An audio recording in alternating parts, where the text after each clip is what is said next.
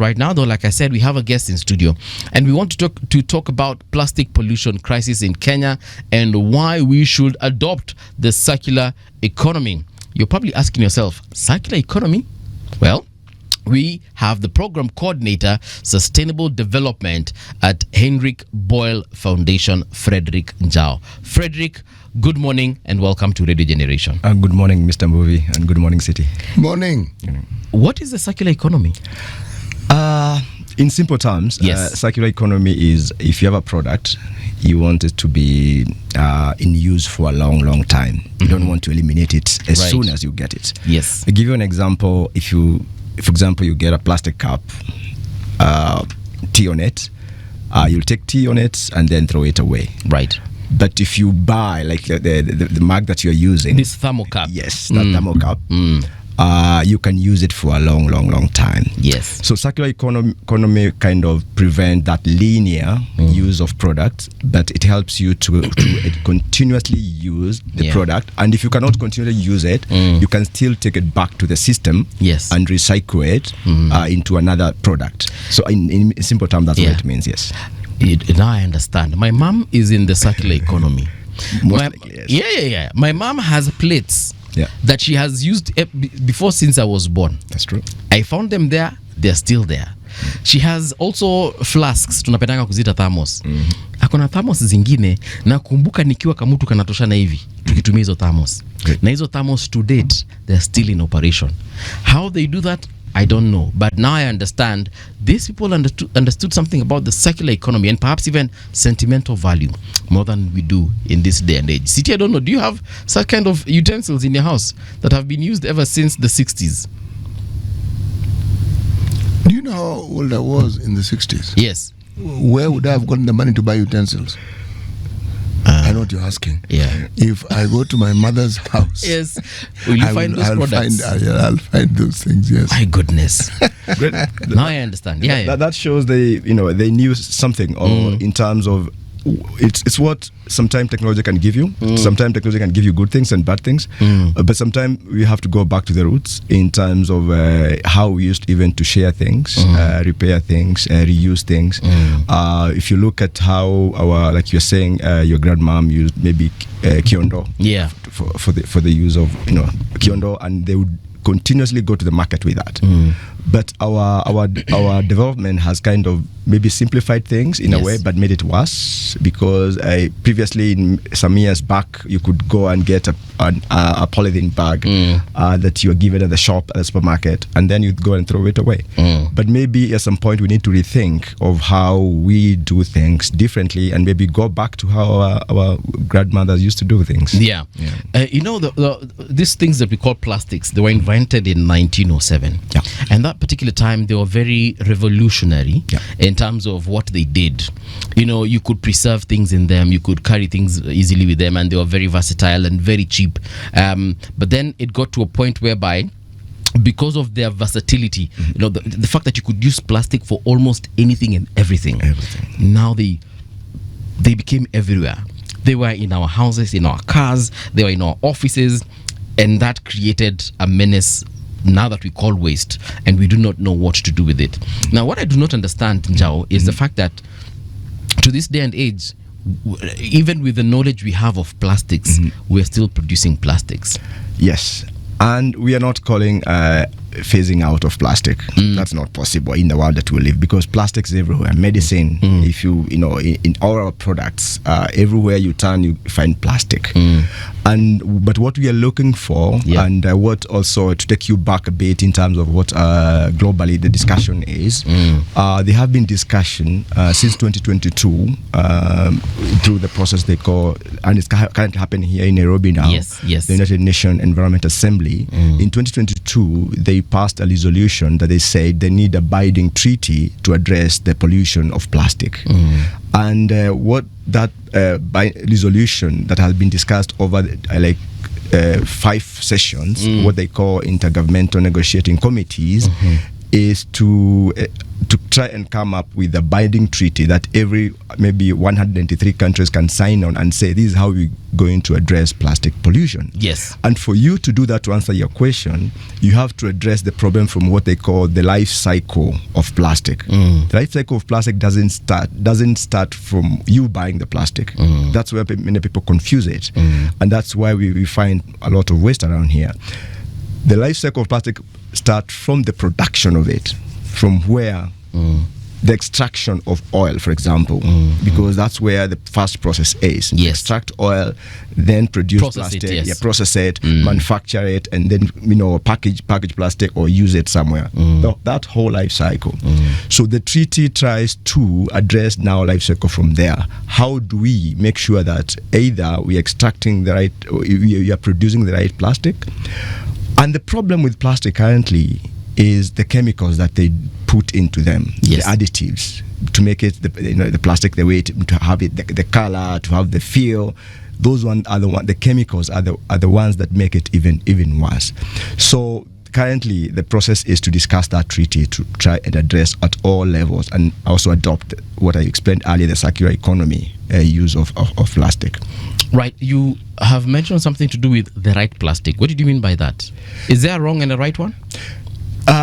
Maybe that's confusing a bit. There's no because I say there are plastic that you cannot do away with, because we are living plastic. Even our shoes, some of them they have their soles is plastic and all this. So there's plastic that we cannot get rid of, but there's plastic that we don't need to have. Yeah, I give you an example. Why do you have to go if you go to a restaurant? Why do you have bring in a plastic fork? Or a plastic plate, whereas there are alternatives. There are things that you can easily get rid of, but there are those others that you cannot. You need them, but you need to redesign them differently or produce them differently by avoiding some chemicals. Yeah, the chemicals that are harmful to the environment and chemicals that also doesn't allow recycling. Because the problem with, for example, with our plastic is it's so difficult to recycle it. Once you get the product, because I don't know if you have seen waste pickers. They are plastic that they don't touch.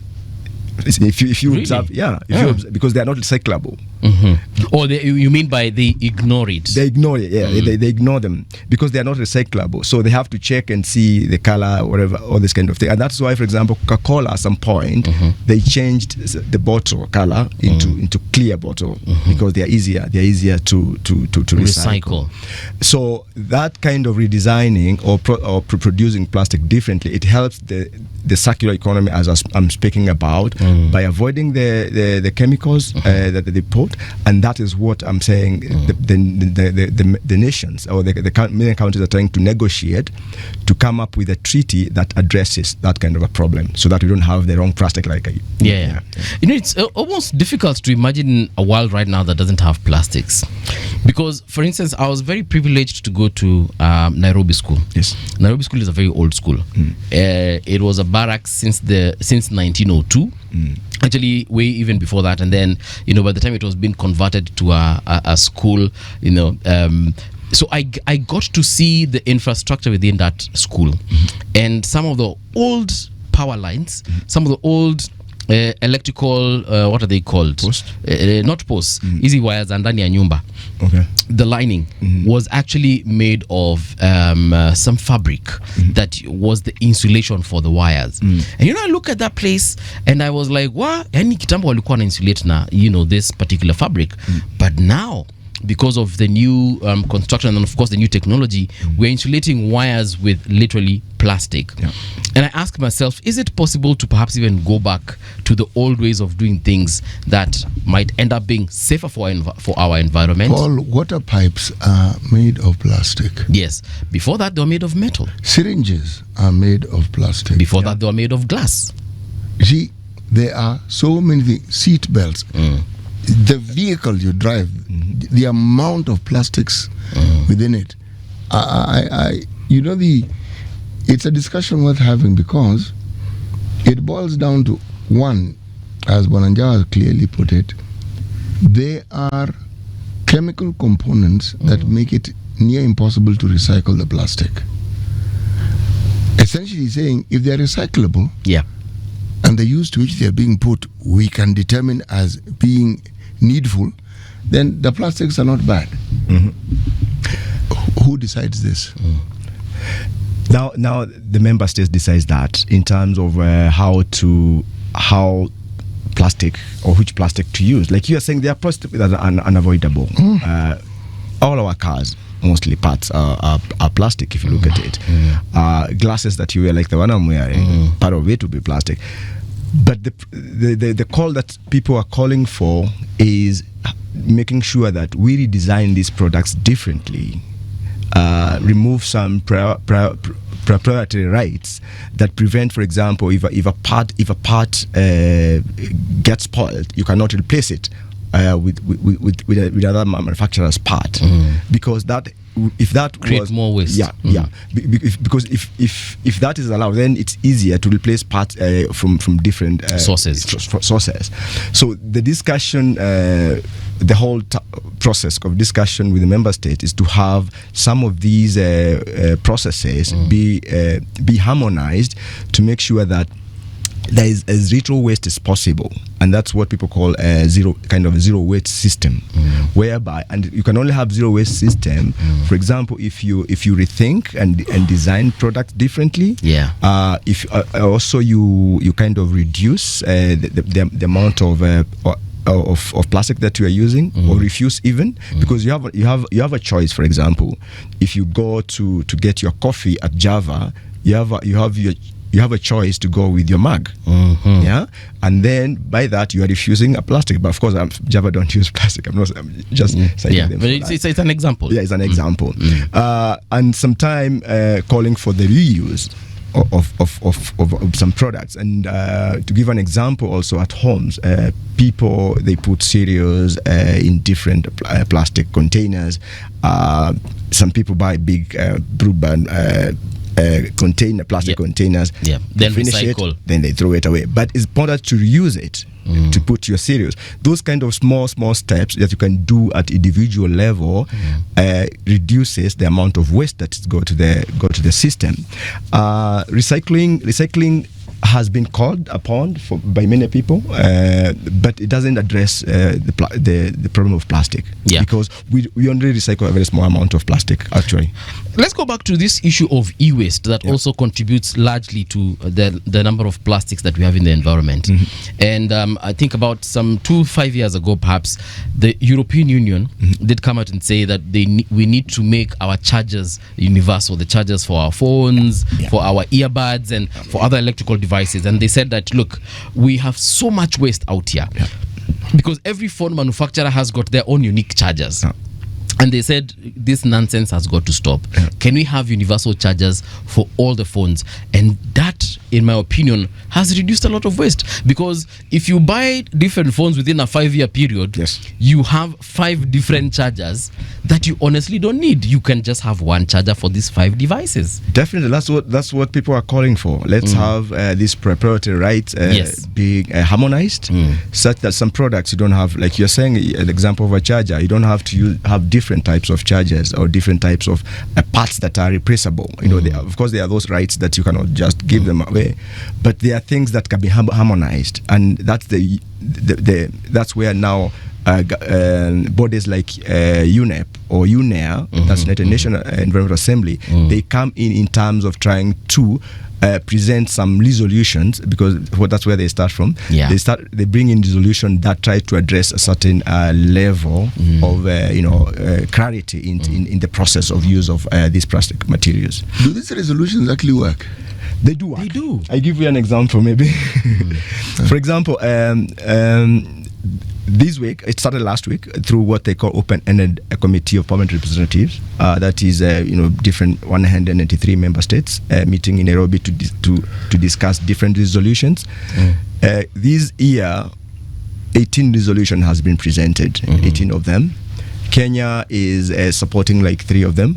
Out of 18? Yeah, out of 18. Okay. Kenya has been very active at UNEP, at UNEA, and for the fact that also they host UNEP. One of it is on the use of AI in the issue of environment and the proper use of it.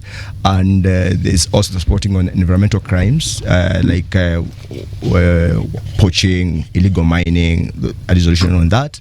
And the third resolution, I think, is on. If I'm not wrong, it's on antimicrobial resistance, mostly from wastewaters and agriculture sector. 2 weeks ago, actually, we were just observing that AMR, antimicrobial resistance that's week. Great. So a good successful one city resolution that has worked is what I mentioned in 2022. And I think the Rwanda and I think Japan, they presented a resolution on the plastic.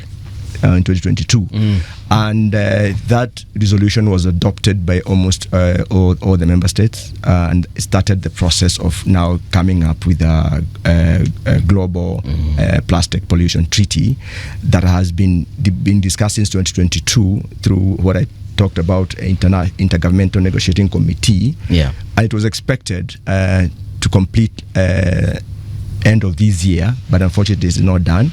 Then it will be a treaty that will now try address plastic pollution.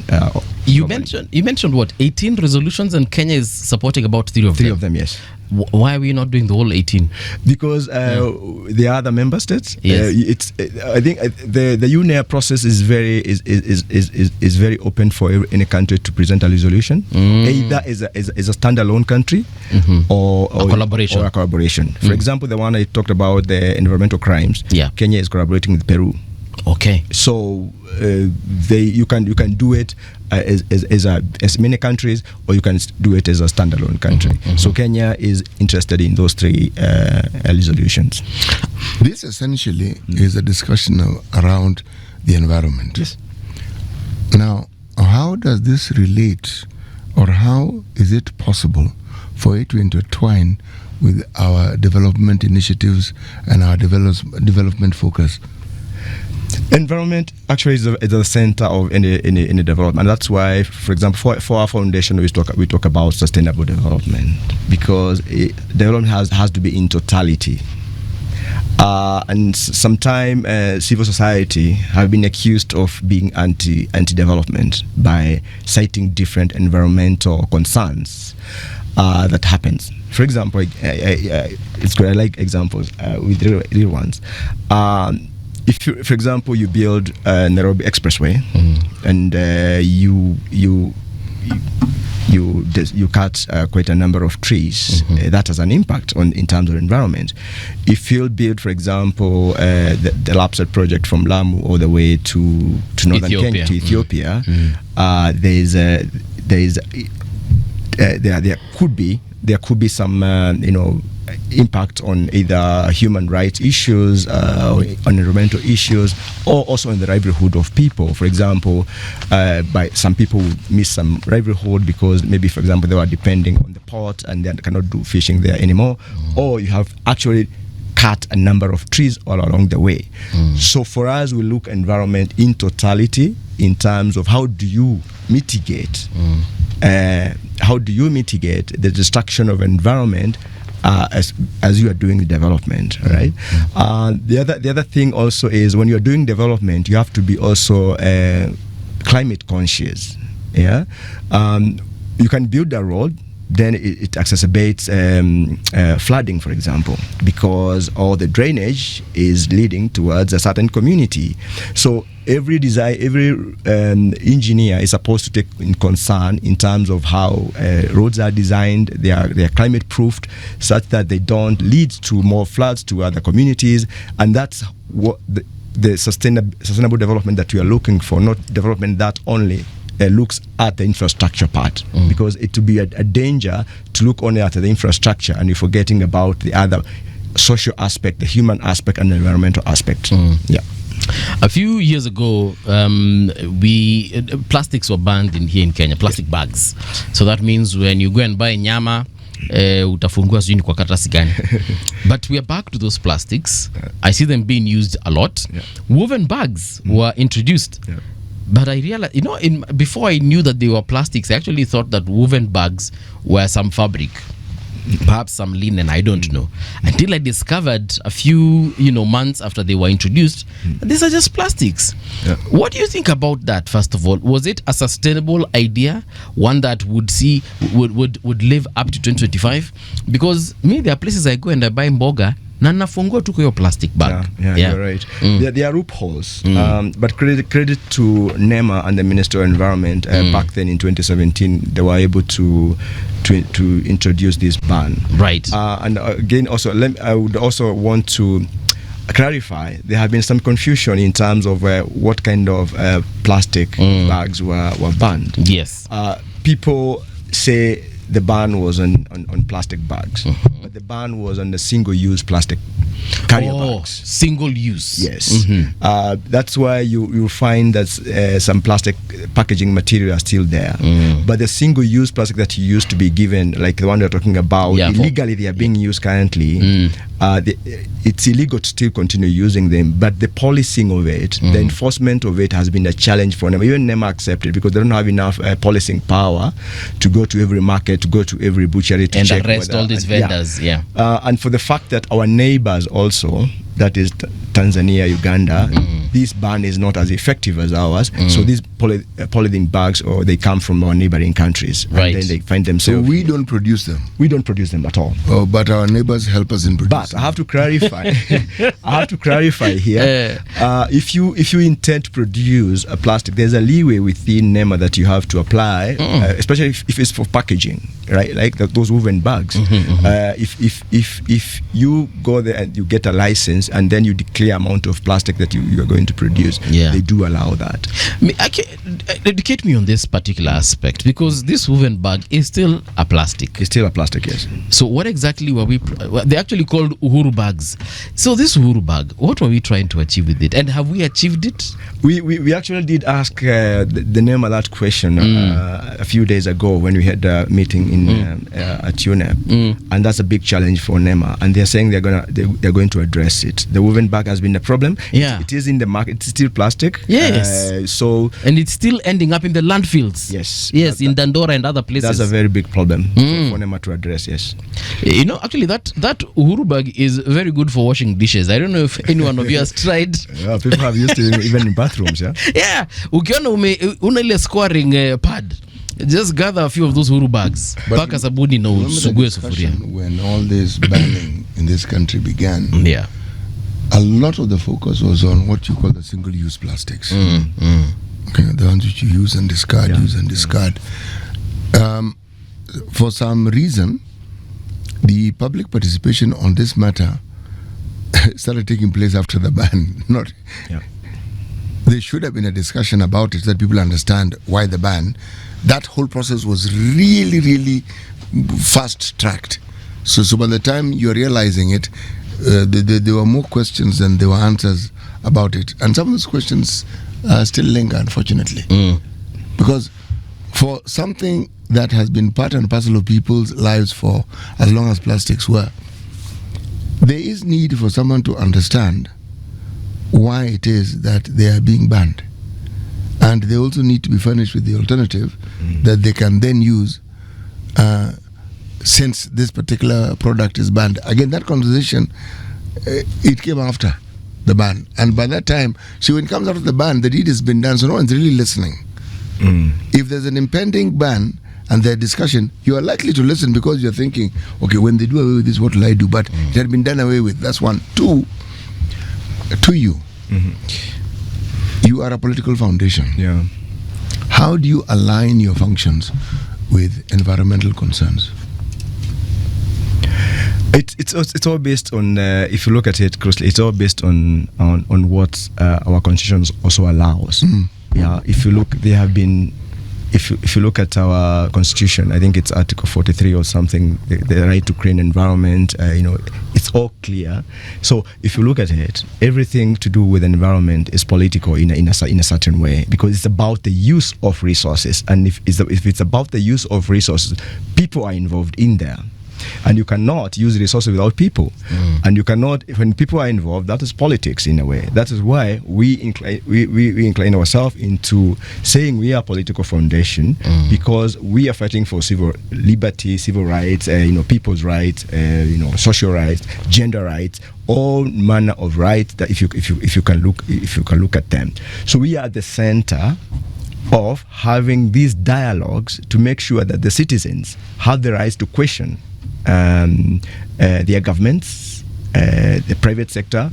Everyone who is bringing development has to be conscious of development that is sustainable, not development by any means. It's development that makes sense to people. It doesn't impact on their livelihoods. It doesn't erode on their rights. It doesn't erode on their civil liberty. That kind of development is what we are looking at. So our foundation, for many years we have been existing here in Kenya now, I think 22 years. We have supported civil society to work around those areas.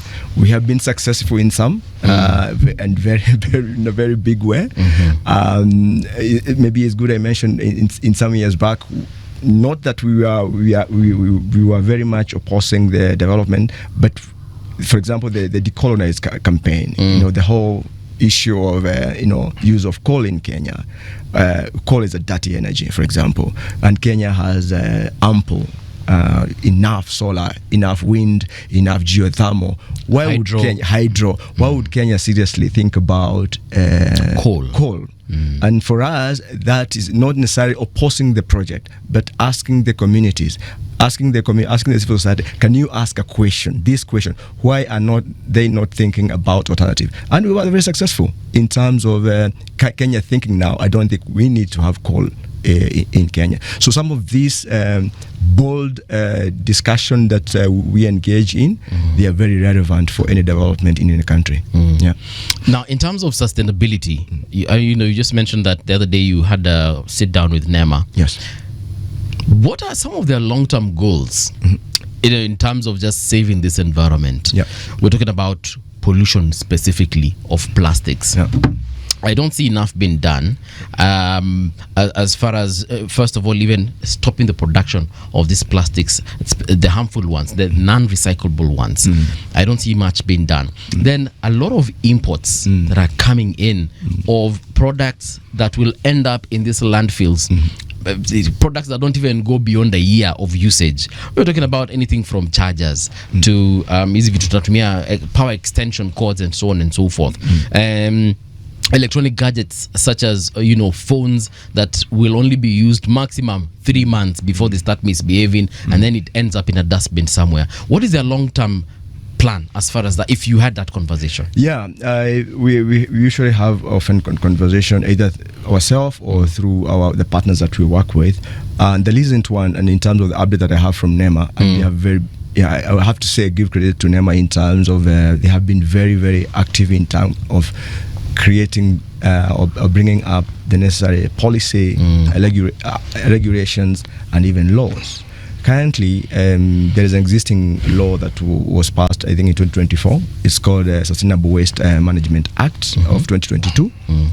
And this is the guiding law that allows or gives mandates to the ministry and also to NEMA to how they manage issue of waste and plastic. In that law, there is what we call they have developed some regulations, what they call extended producer responsibility. What this means, even though this EPR regulation have been challenged in court by LSK, currently there's a court case on several grounds, but there's this EPR that brings or gives responsibility of handling plastic to the producers of plastic. Initially, the responsibility was falling to the consumer. On the consumer. Yes, because it is you get your plastic and you know how to dispose it. But now they want to go back, and the person responsible is the producer or the manufacturer or the importer. Okay. There are three people who will be responsible here, and they have to register producer responsibility organizations or register as an individual if you are producing plastic. Okay. And the importance of this regulation is that the product plastic has to be followed from the source until the end. If, for example, Mr. Mbuvi, you are producing this mug which is made of plastic, from the moment you produce it, you have to trace it until where it ends. That's what the regulation says. Even if it's an export, stroke import. Yes. And there's a fee you pay for it depending on the amount of plastic that you're producing. So the idea is to trace the plastic and label it such that if, for example, if NEMA wanted to know Mbuvi is the one who is polluting Nairobi River, they can do plastic audit. Yeah, and just know this one was produced by this person. Yeah. They would go to Nairobi River, do a few samples, blah, blah, blah, and then they say, okay, Mr. Mbuvi, you're the one who has been polluting Nairobi River because your product, they are found in large amount in Nairobi River, so you are responsible for this fine, this kind of a thing. Yeah. How will the producer, let's even again go with the example of this mug. Yes. How will this, because this is clearly imported. Yes. It's not even produced here in Kenya. It's just branded by a few business people here, but it comes directly from China. How will that Chinese producer in Guangzhou take care of how I dispose of it? So we are yet the regulation has not been enforced yet. Has it been ratified? It was, but now, like I said, it's in court now. The date of hearing has not been set yet, but LSK has challenged it based on I think the finance side of it, the public participation, because you and me, maybe you're hearing for the first time. Yes, I am actually hearing it for the first time. So they have been challenged. There was no public participation. I think there were 4 grounds that LSK has challenged that regulation on. But to answer you the question about the importer, it's NEMA says under the regulation that all importers have to be registered. Okay. You cannot just bring your mug in Kenya without being registered, either as an individual or what I said called producer responsibility organization. Yes. So you can decide, like we produce soda, like Coca-Cola and others, they can come into one producer responsibility organization, and then they register under NEMA, so their products would be paid. So the challenging part has been the financial side of it, because they say for every unit, which I don't know what unit mean here, you have to pay around 150 shillings for every unit of plastic that you produce. So that has been challenged, that it might end up being pushed to the consumer, because that's what happens most of the time when in a fee is introduced, the product prices goes higher.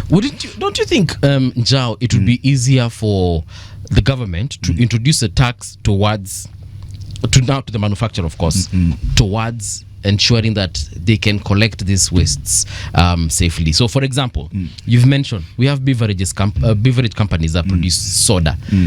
How about they tax this particular a certain percentage, these companies, so that money can go towards collecting the garbage that comes from this particular bottle. So that means once I finish, mi nikitupa kwa dustbin, serikali washachukua pesa ya kuchukua hii takataka, wajue venye wataisort. I think that's perhaps an easier... How exactly would that help? What do you mean, how would it help? If the government levied a tax, how would that help? You've just contributed resources towards ensuring that you are able to manage that waste. So essentially the manufacturer will have... That is a contribution of the manufacturer. Yes. What you're saying. Yes. So, for example, tax this beverage company so that in their pricing, that is included. So that when I discard this bottle, the government already has the resources, because they already collected that tax to collect this garbage and go take care of it. And if they do that for all these products that we keep on wasting, whether it's the soda, the phone, and any other product that we use, the computers, because, for example, I have 2 TVs in my house that are no longer in use. I don't know where to throw them. That includes their remote control. That also includes the power cables that came with them. I have other 2 set-top boxes that I bought and are now defunct. They're no longer in use in my house. Again, I do not know where to take them. I have several phones that I've bought over the years. I think they're like 5 and that I can no longer use. The Zilizimika too at one point, and then several chargers that came with those phones. I have all that waste in my house. I honestly do not know where to take it. Yeah, it's a big challenge. Exactly. But if there was a way that it can be collected and then taken to a specific place where it can either be, taken down for parts, we would be having a sustainable way of taking care of this waste. And you are very right. The discussion currently and what we are trying to discuss also with NEMA and also globally is being part of that is to, as very much as possible, bring in the waste pickers to the discussion, because currently waste picker, they hold around over 55% of waste that we produce in Kenya, because for example in an urban center like here in Nairobi, we are producing over 3,000 tons of waste every day, right? That's a lot. So and all of it, sometimes it ends up in landfills or in some places, and the people who handle that waste are the waste pickers. Yes. So what we have been calling for through these regulations is to see how do we formalize the waste pickers such that they are financially empowered, or they are also have the proper gears, they have the proper infrastructure for them to handle waste. If, for example, the material that all the product that you're talking about in your that's in your house, if the waste pickers were formalized and you know how to engage them, then they will easily know these are the waste pickers that deal with e-wastes, and they can come to your house and collect your e-waste and know where to take it. That's the first. That's the first process. So there are quite a number of waste pickers in Kenya, but unfortunately they are not very much well organized, and they are not formalized in a way, and they are not very well remunerated as well in terms of how they handle waste. Yes. So I think that should be the first process, or the first thing to be done in terms of making sure that the money, even as this, what I talked about, the money that is being paid by the producers, yes, it trickles down to the people who are really doing the job. Because otherwise, how will the producer make sure that their product is not found in Nairobi River? Exactly. Only the waste picker can make sure that their products are not found in Nairobi River. Also, I have a cousin in Germany, and she tells me that waste there is actually big money. Yes. How? Because she told me, for instance, you see all these 2 liter bottles of soda we buy, or the 1 liter, or even the 500 ml liter bottle of soda. She told me that hiyo yote huwa wanakusanya, and there's a place where inaenda inapimwa na kilo, and actually paid according to the weight that you have submitted. And I was like, that's actually a very good idea. Sometimes you, especially after a party, you can find that you have all these bottles of soda in your house, and of course that is waste that you'll just take to takataka, and then eventually it will find its way to Dandora. But imagine if I could collect all those bottles, take them back to, let's say, if it's Coca-Cola who has produced them, I just take them back there, deliver them, and then they tell me, for this waste, here's your cash back. I think that would be actually a very good idea. Actually in Germany, it's not they don't take somewhere to weigh. No, it's automated. There's a place where you just deliver. You just slot in your bottle, and then it counts how many bottles that you have put. If it is glass bottles, they say I think it's about €2 or something. So it's cheaper to buy, for example, alcohol in Germany in a supermarket than in a pub. So people prefer, you go in the supermarket, you buy your beer or whatever it is, then you drink in the park. But you can return those bottles. You can return that bottle for deposit, like €2 or whatever. Plastic the same, so they have different slot machine for different materials, and that's what Nairobi should adopt. I'd like us to go back to this discussion of coal. You successfully lobbied against the use of coal. Why? Yeah, coal is what you can call 19th century source of energy. Why 19th century? Because currently people are not moving in that direction. Look at it, many people are phasing out coal. Coal and nuclear, to be specific, those two sources of energy. Those two sources of energy are being phased out in most of the world, especially in Europe. But specifically, let me talk about coal. Coal itself is a dirty energy. If you look in terms of the amount of emission, and the studies has been done in terms of emission of carbon dioxide that's emitted from coal, burning of coal, it's huge amount of it. So it was based on that, and we did when we were campaigning against coal, we did have different studies, different experts come as witnesses, marine biologists, people who how much the coal, for example, would affect people in Lamu, because the coal was proposed to be in Lamu, how it would affect the people of Lamu, how it would affect the Lamu heritage, all those kind of things. In essence, it's also not as cheap as people think if you compare it with solar.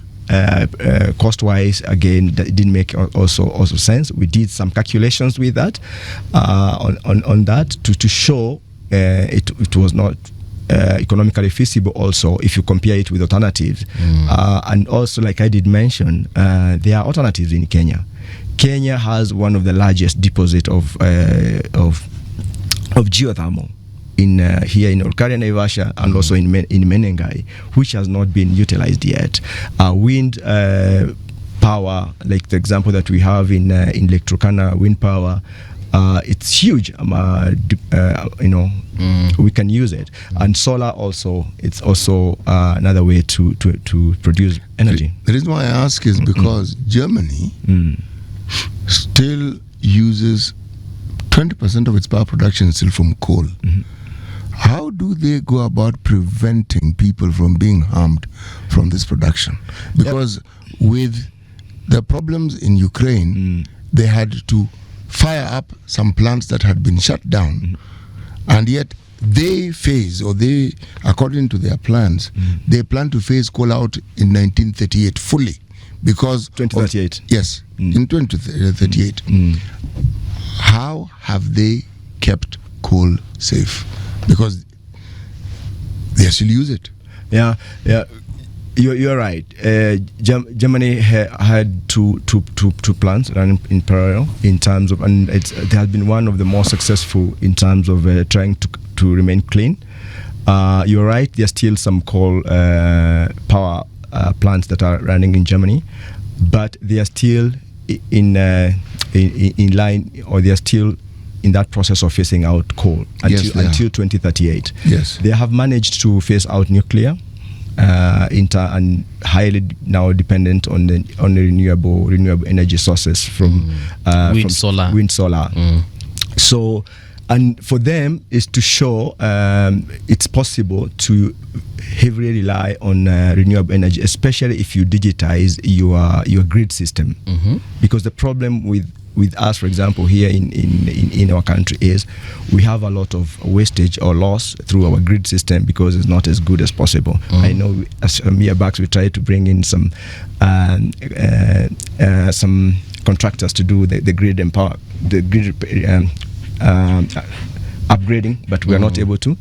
But the grid system, if it is digitized, then it's very easy to have small energy loss. So that's what Germany has been able to do by relying on renewable energy and also digitizing their grid system. But they're also exploring other sources of energy, like the green hydrogen. It's a big development. They're trying to move into that direction to kind of close the gap, like you mentioned about the Ukraine and Russia war, in terms of getting their energy where they were getting their energy. So the process is to try and look for other sources of energy, especially for use of in their houses and all this. See, why I raise the issue is not the power production in and of itself, but when you use renewable energy, it's a good term. Yeah. It's when they refer to it as clean energy that I have a problem. Because if you look at nuclear energy, it's fairly clean if you think about it. Probably some of the cleanest. But the issue isn't the energy. The issue is that entire infrastructure that brings about this. And the wastage that arises from it, and the likely harm and the degree and the lasting harm that will actually bring into being. People refer to wind energy as clean. People refer to solar energy as clean. What materials do we use to produce this power? What is clean about the things that we use to produce this power that is referred to as clean energy? You're right, Siti. It's about the whole discussion about how clean is clean, like you were saying, because of course solar also using batteries, Yes, and we know, and the discussion around that is a huge discussion. But in terms of the cleanliness, I think solar and wind, they are at the higher level in terms of because the cleanness here, I think in my view, it's being weighed in terms of not using fossil fuel, because fossil fuel are more dirty. In nuclear energy, the only clean production process is the production process is on the cleanest. Yes, the cleanest. But in managing the waste that comes from that one, that one is 0% clean. Yeah, because it's in a nuclear product. Yes, even the ones that we use in MRIs and wherever in hospital or wherever. In a nuclear, if it goes into your system, of course, that's harmful to you. Right. So, and that's been the challenge in many countries. How do you handle the waste? And in handling the waste, that is where our biggest problem Paul, think about it. The solar energy, the panels, the batteries, they have a lifespan. And then? They have a significantly less emission. Actually, in terms of emission, those ones have zero emission. Okay? No. The production of the batteries, like you've mentioned, the production of the batteries hapo ndio wamekuanga na shida in terms of a conversation around the emissions that are produced during the production of the batteries. There's something that I'm getting at here. The absolutism in the conversation is what I'm speaking about. There is always a side to all these energy productions that can be considered to be harmless. So the discussion ought to be, and it ought to be out in the open, that we're talking about the degree of harm. Okay? That really is the discussion. Not that one is harmful and one isn't. No, it's the degree, number one. Number two, this is where now the politics comes in. We only use 1/10 of the geothermal power we have. 1/10. 1/10. Yeah. If we use 50% of that power, actually we'd have more power than we would know what to do with. Yeah. But the argument with the Kenyan government, because I've listened to them and followed also, that's part of the work that I do, is that the argument is they want to diversify the sources of the source. That's where the politics comes in. Yes, that's where politics comes in. Because why do you say you want to diversify, yet you are willing to buy power from another entity that has enough power to the point where they actually sell? Our installed capacity is more than what it is that we need. And so you're asking, already installed, what is it that stops us from activating it? And then we have these old monolithic diesel-powered power production units that we have that are still the bane of our existence. What am I saying? I am saying that the discussion of what is environmentally safe and what is environmentally convenient to us, unfortunately, is a political one. Yeah, it's a political one. Nuclear has been one at the center of it all over the world. It has actually even been discussed as one of the solutions to address climate change. Actually, nuclear, I think it was in COP29, it was being discussed as one of the solutions. Some countries were saying, let people invest in nuclear because it will greatly reduce the emission that we are getting from the fossil fuels and all this. But the question has always, how many countries have the safety capacity, like what City is talking about, to address that? Is Kenya able, if, for example, Chernobyl was to happen in Kenya, are we able to deal with it? how do even our communities, because ideally, if right now suggestion is to have this power plant in Kisumu, I think in Siaya, or I think in Siaya, to have it there, because Kilifi people were posted, so they have moved to Lake Victoria. But the challenge is, are the people able to are willing to embrace this nuclear power in their country? Do they even understand what it is that they're supposed to embrace? That's now where the role of civil society comes in, to try as much as possible educate the people on terms of the security part of it. That's one, because nuclear issue is being opposed on maybe on two major grounds. That's on the safety and also on the cost. It's not as cheap. It's one of the most expensive. The infrastructure and just the placement of it is extremely expensive. It's quite expensive.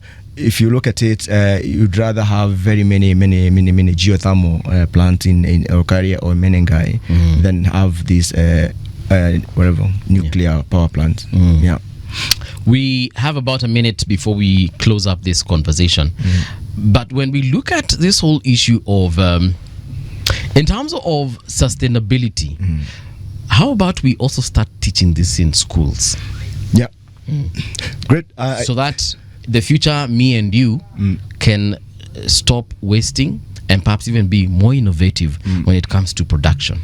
And that's very important, to try to, as much as possible, to engage the young people in educating them about the impact of some of these projects and on development or human or environment.